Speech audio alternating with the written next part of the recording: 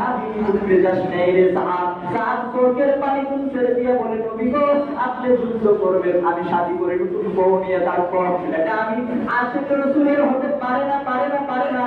আপনি যুদ্ধের ময়দানে মার খাবে, আমি সাহাবী আরাম করবো বাসুদ করবো, এটা আমি সাহাবীর কাজ করতে হতে পারে না।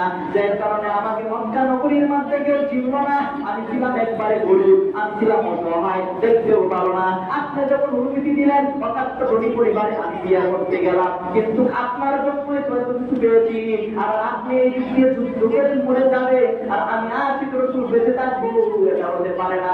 এই কথা বলে আপন সাহাবকে মায়ের নবীর কুরআন মুবারক যখন দিয়ে দিলেন, কুরআন মুবারকের মধ্যে সাহাব হাত লাগাইলেন, লাগাইতে দেরি হয় সাহাবকে মালাকুল মউত আজরাইল জান্নাতে দেরি করে নাই। সুবহানাল্লাহ জুড়ে বলে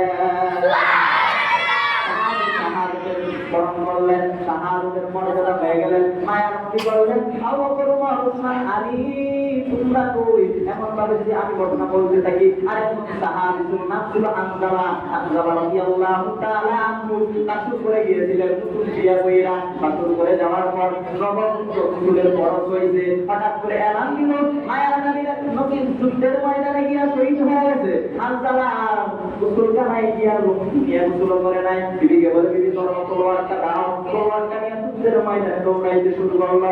এরপর যদি গিয়া হানজালা শহীদ হয়ে গেল। হঠাৎ করে হানজালার স্ত্রী নবীর কাছে গিয়ে হাজির হইল, যা বলে ইয়া রাসূলুল্লাহ সমস্ত সাহাবায়ে কেরামকে তো আপনি দাফন করবে, কিন্তু আমার স্বামী হানজালাকে আপনি গোসল ছাড়া দাফন করেন না। কারণ জানেন কি হানজালা নতুন বিয়ে কইরা বাসুর কইরা গোসল করতে পারে নাই। কে জানে এলান করেছে আপনি নবী নাকি শহীদ হয়ে গেছেন, এই জন্য পাগলের মতো সুইটায় এসে গেছে।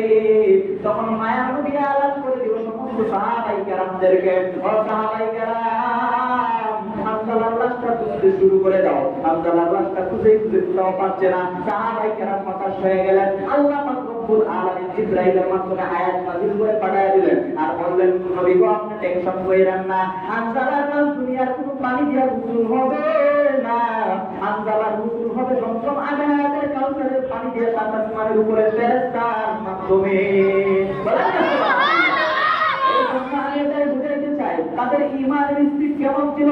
বাড়ি দিচ্ছে না, গাড়ি দিচ্ছে না, স্ত্রী পালাইয়া দিছে, সন্তান পালাইয়া দিছে, যুদ্ধের ময়দানে গিয়া শরীক হইছে। আর আপনি আমি আজকে নবীকে নিয়ে কত কুলাঙ্গার মুনাফিকের দল, নবীর দাড়ি নাকি চাউলের দাড়ির মতো কত মুনাফিকের দল নবীর সুন্নাত নিয়ে কটূক্তি করে। আজকে আপনি আমি মুসলমান আশিক রাসূল বড় বড় সেটাকে প্রতিবাদ করি না। আসলে ময়দানে আপনি আমি নবীর হাতে